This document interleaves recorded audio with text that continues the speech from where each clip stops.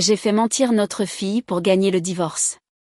Maintenant, il possède 20 acres, des millions, et nous sommes mortes pour lui. Oui, vous avez bien lu.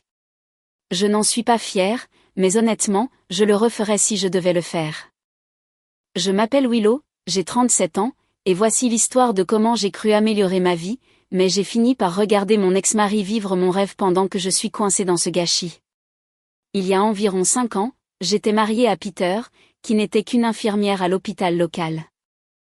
Un bon gars, je suppose, mais rien de spécial.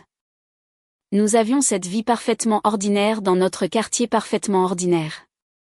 Il travaillait des quarts de travail fous, rentrait fatigué, et il ne se passait rien d'excitant. Pendant ce temps, je vieillissais, regardant mes amis publier leurs photos de vacances de Cabo pendant que je découpais des coupons pour l'épicerie. Ce n'était pas exactement la vie que j'avais imaginée quand j'étais plus jeune. Puis j'ai rencontré le docteur Brandon lors d'une collecte de fonds pour l'école de ma fille Maddie. C'était un dentiste charmant avec sa propre clinique. Une montre de marque et un sourire qui criait pratiquement « J'ai de l'argent ». Entre nous, j'ai ressenti quelque chose que je n'avais pas ressenti depuis des années, la possibilité. Comme si je pouvais enfin échapper à cette routine de classe moyenne dans laquelle Peter nous avait coincés. Après que Brandon ait commencé à programmer ses nettoyages autour de mes rendez-vous, me disant que j'avais des dents parfaites et me touchant le bras quand il riait de mes blagues, je ne suis pas stupide, je reconnais un flirt quand j'en vois un. J'ai commencé à faire plus d'efforts pour mon apparence, me débarrassant de mon look de maman. Peter semblait parfaitement satisfait de nouvelles mèches, de meilleurs vêtements, de me maquiller pour les rendez-vous chez le dentiste. Peter ne l'a même pas remarqué, bien sûr. Trop occupé à se plaindre du manque de personnel à l'hôpital ou autre. Le docteur Brandon, par contre, il remarquait tout. « Tu es magnifique aujourd'hui, Willow » est devenu quelque chose pour lequel je vivais. Ces petites remarques me faisaient me sentir à nouveau utile. Plus je passais de temps avec Brandon, plus je ressentais de rancœur en rentrant chez Peter. Notre maison semblait plus petite, nos meubles moins chers, notre vie plus pathétique. J'ai commencé à chercher des disputes pour rien. La façon dont Peter pliait le linge. Comment il n'oubliait jamais de sortir la poubelle sans qu'on le lui demande. Comment il ne pouvait pas nous emmener en vraies vacances. Dans ma tête, j'étais déjà partie. Je vivais déjà la vie que je méritais avec Brandon et son abonnement au club de golf.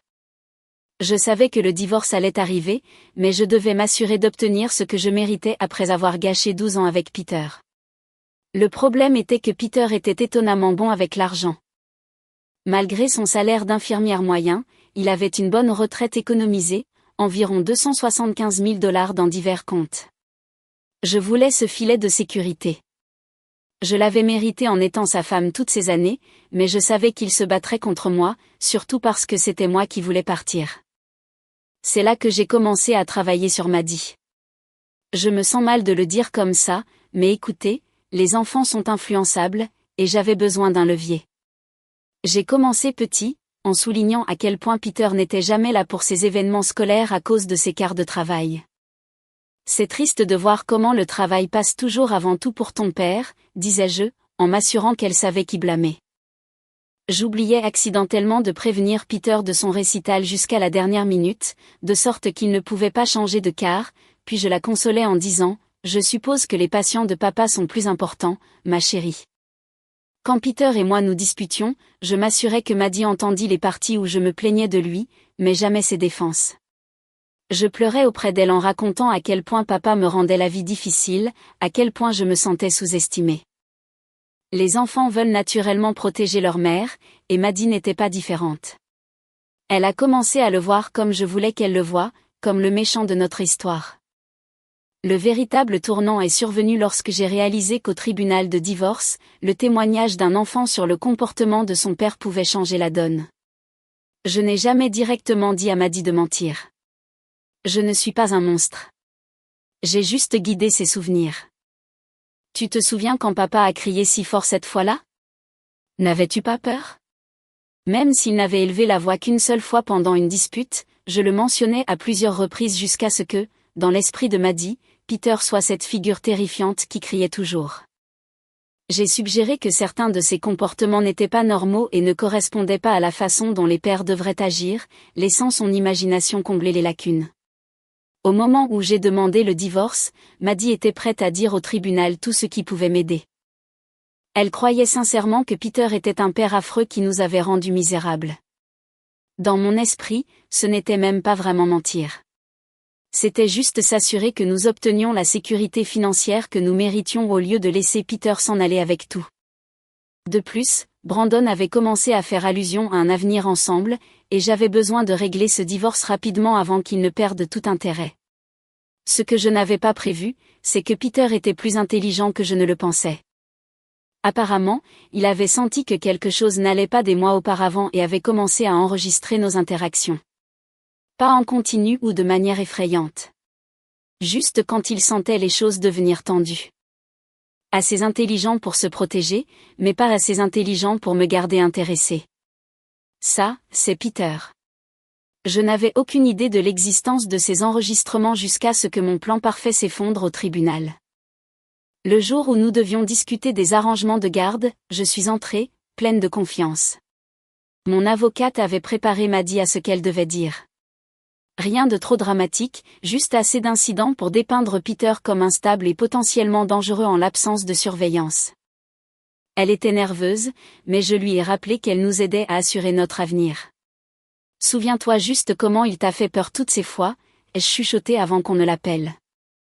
Le juge a semblé compatissant alors que Maddie décrivait comment son père se mettait vraiment en colère et jetait des objets, et comment elle ne se sentait parfois pas en sécurité seule avec lui. Puis l'avocat de Peter a demandé la permission de soumettre des preuves. L'instant d'après, il diffusait des vidéos de notre maison. Rien d'édité ou de manipulé. Juste des séquences brutes de disputes normales où Peter était en fait le plus calme pendant que je lui criais dessus. Des séquences de moi disant à Maddie que papa ne voulait pas vraiment venir à ta représentation. Il dit ça juste quand il a appelé pour dire que l'hôpital avait besoin qu'il reste tard. Le pire de tout, c'est qu'ils avaient un enregistrement de moi en train de préparer Maddie à ce qu'elle devait dire, lui disant d'exagérer un peu le comportement de Peter. Le visage du juge a complètement changé. Mon avocat a commencé à transpirer, me passant des notes expliquant que c'était inattendu et que nous devrions peut-être ajuster notre stratégie. La salle d'audience semblait tourner. Je n'arrivais pas à croire que Peter nous avait enregistrés. N'était-ce pas une atteinte à la vie privée ?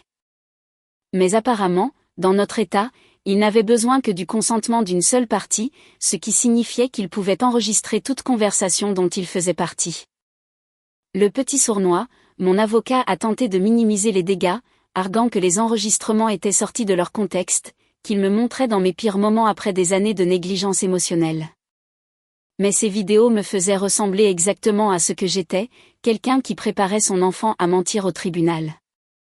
Le juge a prononcé un ajournement et mon avocat m'a tiré dans une salle de conférence avec un air sombre sur le visage. Ces preuves changent tout, a-t-il dit. Nous devons régler cela immédiatement avant que le juge ne rende une décision qui pourrait très mal tourner pour vous. Il m'a expliqué que je pourrais faire face à des accusations de parjure, ou pire, et que tout espoir d'une garde favorable était perdu. Mon plan parfait avait échoué spectaculairement. Lorsque nous sommes retournés au tribunal, l'avocat de Peter a présenté leurs conditions. Peter garderait son fonds de retraite et ses économies de 275 000 $. Je pourrais garder la maison et la garde principale de Maddie, mais il n'y aurait pas de pension alimentaire pour enfants ni de pension alimentaire. Peter renoncerait entièrement à ses droits parentaux. Au début, j'étais scandalisée. J'ai alors réalisé que Peter ne se battait pas du tout pour la garde. Il voulait juste s'assurer que je ne lui prenais pas tout. Et après ce que j'avais fait, après avoir été exposé au tribunal, il ne voulait plus rien avoir à faire avec nous deux. La juge a approuvé notre règlement avec un regard de dégoût total dirigé vers moi. Je n'oublierai jamais comment elle a dit, « J'espère que vous comprenez la gravité de ce que vous avez fait ici aujourd'hui, mademoiselle Reynolds, comme si j'étais la seule fautive. » Où était ce jugement pour Peter, qui nous avait enregistrés à notre insu, qui abandonnait sa propre fille? Quand le divorce a été prononcé début 2019, je me suis sentie vide. Non pas que Peter me manquait. J'étais contente de m'être débarrassée de lui, mais parce que j'avais tellement espéré. La maison ne valait pas du tout ce que je pensais. Et sans pension alimentaire, j'étais soudainement seul responsable de Maddie. Pire encore, Brandon a commencé à s'éloigner une fois qu'il a réalisé que je n'obtenais pas le règlement dont nous avions discuté. Ses dîners sont devenus moins fréquents, ses SMS moins aguicheurs. Au moment où la pandémie a frappé un an plus tard, il était passé à une hygiéniste de sa clinique.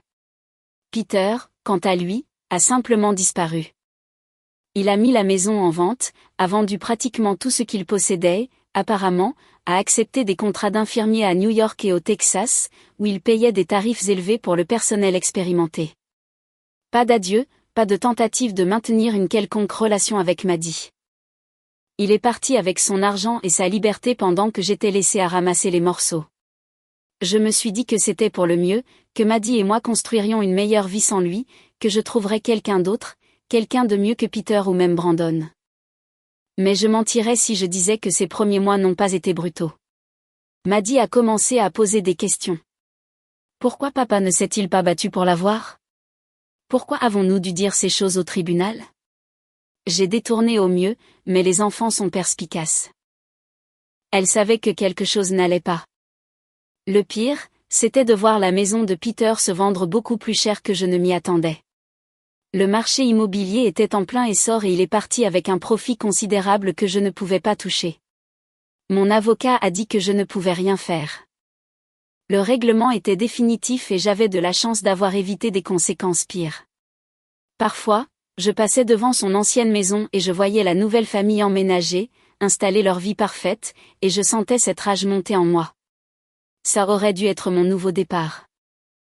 Au lieu de ça, j'étais coincée. Une mère célibataire qui luttait pour payer les mensualités d'une maison qui ressemblait soudainement à une prison. La pandémie a tout empiré.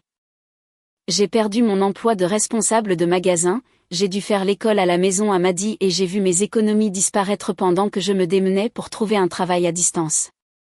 Pendant ce temps, j'ai entendu dire par des amis communs que les infirmières de voyage comme Peter gagnaient des sommes d'argent absurdes, primes de risque, heures supplémentaires, bonus, tout en travaillant dans les foyers de Covid. Cela semblait si injuste qu'ils puissent profiter d'une catastrophe mondiale alors que j'avais du mal à garder les lumières allumées. Pendant près de 3 ans, Peter a simplement disparu de nos vies. Pas de carte d'anniversaire pour Maddie, pas de chèque de pension alimentaire, pas de visite pendant les fêtes. Je me suis dit qu'il était égoïste, que nous étions mieux sans lui. J'ai fréquenté quelques personnes ici et là, mais rien n'a duré. La plupart des hommes n'étaient pas vraiment ravis d'assumer un divorce amer avec une adolescente et des problèmes financiers. Je parcourais les applications de rencontres la nuit et je me demandais comment ma vie avait pu si mal tourner. Puis l'automne dernier, je faisais défiler machinalement Facebook quand je l'ai vu. Une publication d'un ami commun félicitant Peter pour sa retraite. Il était là, bronzé et détendu, devant une magnifique propriété au bord d'un lac avec des montagnes en arrière-plan. La légende disait quelque chose sur le fait qu'il vivait son rêve. Après des années de travail acharné, je n'en croyais pas mes yeux. La retraite. Peter avait à peine 45 ans. Comment pouvait-il être à la retraite? Je suis passé en mode harceleur, fouillant son profil, même si nous n'étions plus amis. C'était principalement privé, mais je pouvais voir suffisamment de publications publiques pour reconstituer une histoire qui me donnait des nausées. Apparemment, pendant ses années d'infirmier itinérant, Peter avait travaillé des heures folles, des quarts de travail de 6 à 12 heures par semaine, et économisé pratiquement tout. Mais cela seul ne pouvait pas expliquer le niveau de richesse que je voyais sur ses photos. Puis j'ai trouvé un fil de commentaires où quelqu'un lui demandait comment il avait réussi à prendre sa retraite si jeune. La réponse de Peter mentionnait avoir eu de la chance avec des investissements crypto précoces et avoir fait des choix intelligents pendant la volatilité du marché. D'après ce que j'ai pu comprendre, il avait pris une partie de son argent et l'avait mise dans le Dogecoin lors de son apparition sur Robinhood, puis l'avait vendu près de son sommet. Il avait également investi dans des actions de l'UFC, quoi que ce soit, et avait apparemment fait fortune. Ce sont les photos qui m'ont vraiment frappé. Sa nouvelle maison n'était pas seulement belle, elle était spectaculaire. Une maison moderne, sur ce que le commentaire disait, 20 acres de propriété au bord du lac, lui faisant du paddle sur des eaux immaculées, des couchers de soleil depuis une immense terrasse, un bureau à domicile avec une vue digne d'un magazine, et sur chaque photo. Il avait l'air plus heureux que je ne l'avais jamais vu pendant notre mariage. J'ai montré la publication à mon amie Tania ce soir-là, autour d'un verre de vin. Tu y crois? J'ai fulminé. Il vit comme un millionnaire alors que j'ai à peine les moyens de réparer ma voiture. Et après ce qu'il a fait à Maddy. Tania m'a jeté un regard. Le genre de regard que les amis donnent quand ils sont sur le point de dire quelque chose que vous ne voulez pas entendre. Qu'est-ce qu'il a fait exactement à Maddy? Il l'a abandonné, a renoncé à ses droits, n'a jamais appelé, jamais visité. N'était-ce pas l'accord que tu voulais après toute cette histoire au tribunal? Je détestais quand elle se faisait l'avocat du diable. Ce n'est pas la question. La question est qu'il a des millions maintenant, et une partie de cela devrait légitimement nous revenir. Maddy est sa fille, pour l'amour de Dieu. Cette nuit-là, je n'ai pas pu dormir. Je n'arrêtais pas de penser à cette maison, à ces 20 acres, à la sécurité financière qui aurait dû être la mienne si les choses s'étaient déroulées comme prévu.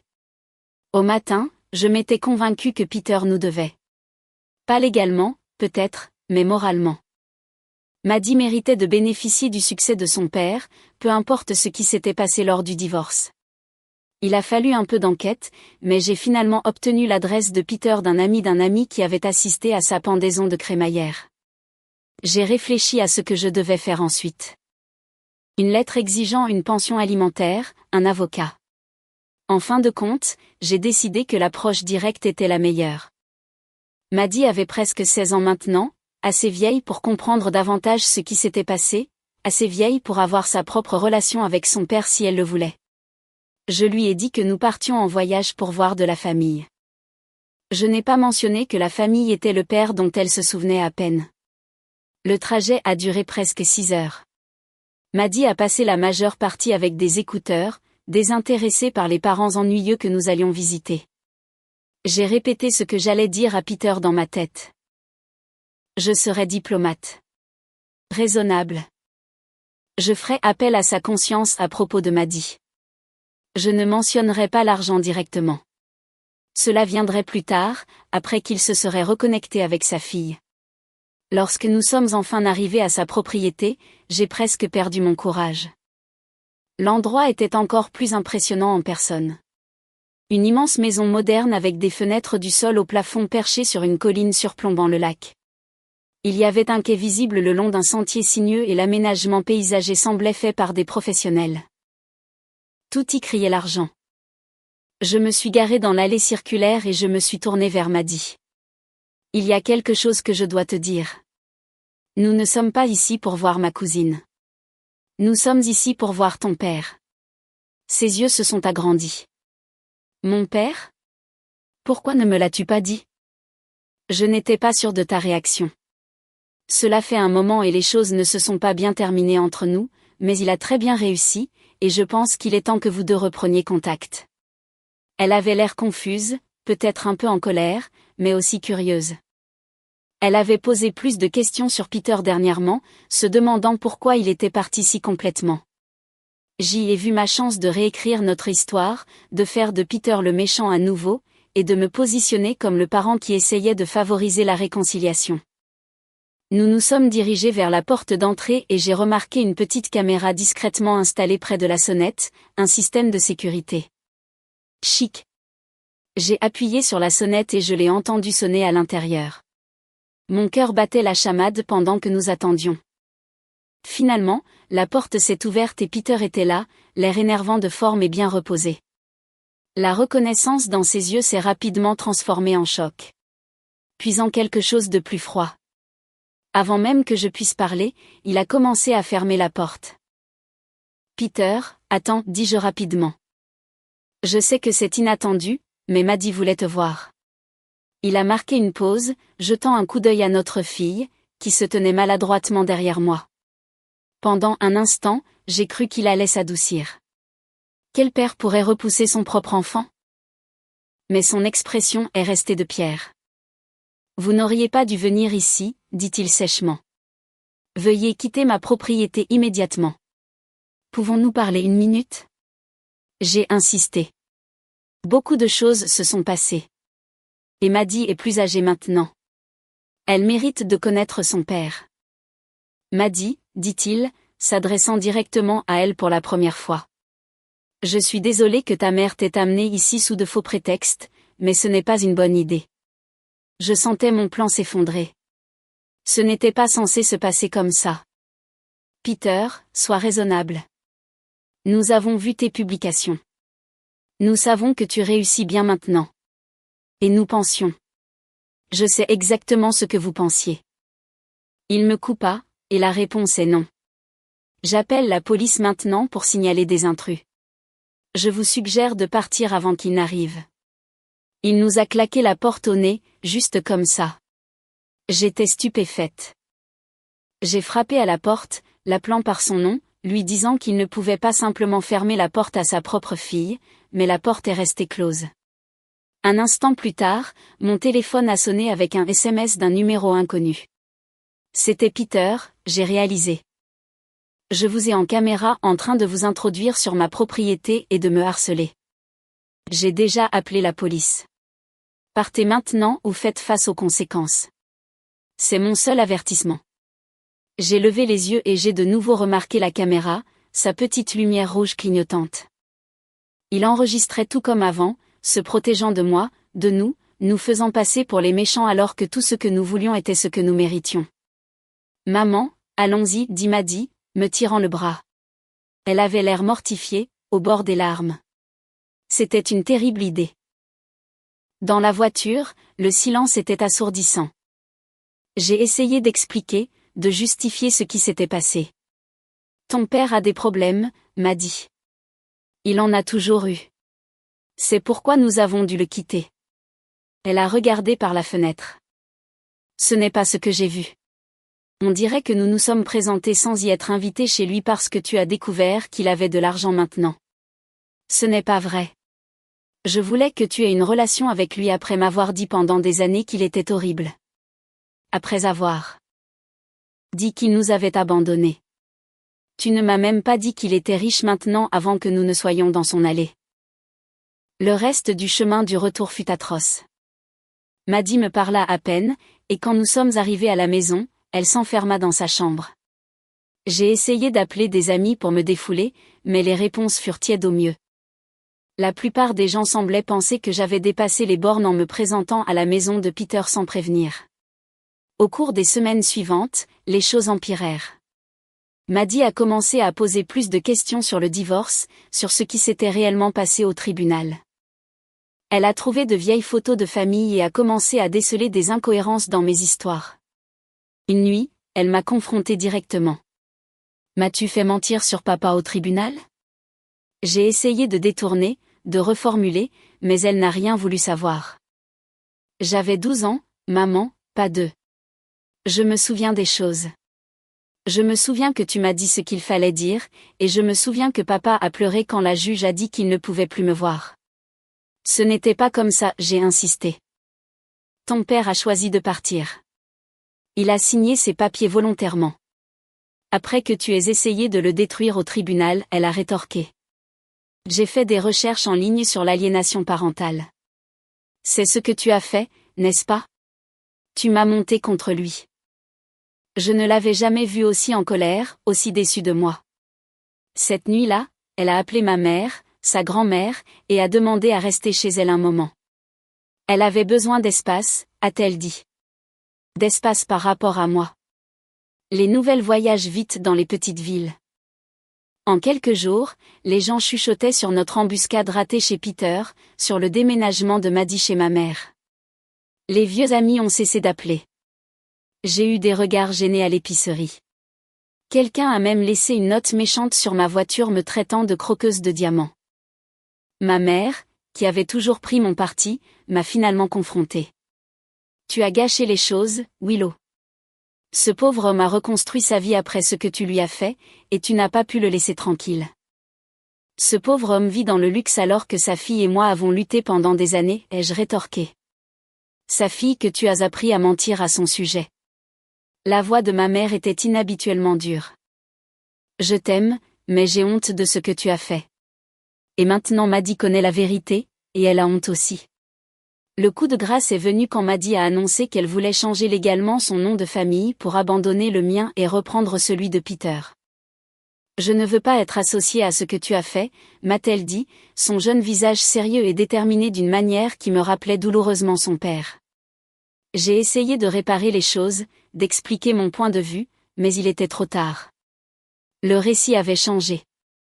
Je n'étais plus la femme lésée qui avait élevé un enfant seul.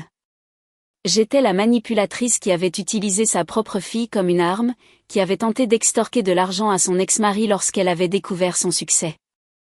Aujourd'hui, je vis seule dans la maison qui ressemblait autrefois à une prison et qui ressemble maintenant à un mausolée. Maddie vit toujours avec ma mère, me rendant visite occasionnellement, mais toujours avec ce regard méfiant dans les yeux. Elle obtient son diplôme l'année prochaine et m'a déjà dit qu'elle postulait dans des universités de l'État où vit Peter. Ma mère pense que c'est sain pour elle d'essayer de reconstruire une relation avec son père, même s'il est réticent. Quant à Peter, sa vie continue de prospérer d'après ce que je vois dans les publications occasionnelles sur les réseaux sociaux que des amis partagent avec moi. Il voyage. Il fait des dons à des associations caritatives. Il semble avoir trouvé la paix. Parfois, je me demande ce qui se serait passé si j'avais simplement été honnête. Si je lui avais dit que j'étais malheureuse, si nous avions divorcé à l'amiable. Si je n'avais pas essayé de tout lui prendre. Serions-nous restés en contact? Aurait-il partagé une partie de sa bonne fortune avec Maddie? Aurais-je encore la confiance de ma fille? Mais ces pensées ne durent pas longtemps. Il est plus facile de croire que je méritais plus, que le système m'a fait défaut, que Peter a eu de la chance pendant que j'étais laissée pour compte. Même maintenant, j'ai du mal à admettre que je suis ici à cause des choix que j'ai faits. Après tout, je voulais juste ce que n'importe quelle femme voudrait. La sécurité, le confort, une vie meilleure. Est-ce vraiment si mal? Pourtant, dans mes moments les plus sombres, quand la maison est silencieuse et que je feuillette de vieilles photos de moments plus heureux, je me demande s'il existe un univers parallèle où je n'ai pas essayé de détruire Peter au tribunal. Où je n'ai pas empoisonné Maddie contre lui. Où je ne me suis pas présentée à sa porte en quête d'aide. L'univers où je pourrais être la bienvenue sur ces 20 acres, partageant cette richesse et ce bonheur. Faisant partie d'une famille au lieu d'être un exemple édifiant. Mais cet univers n'est pas celui-ci. Dans celui-ci, je ne suis que l'ex-femme qui a essayé de tricher avec le système et qui a tout perdu ce qui comptait vraiment dans le processus.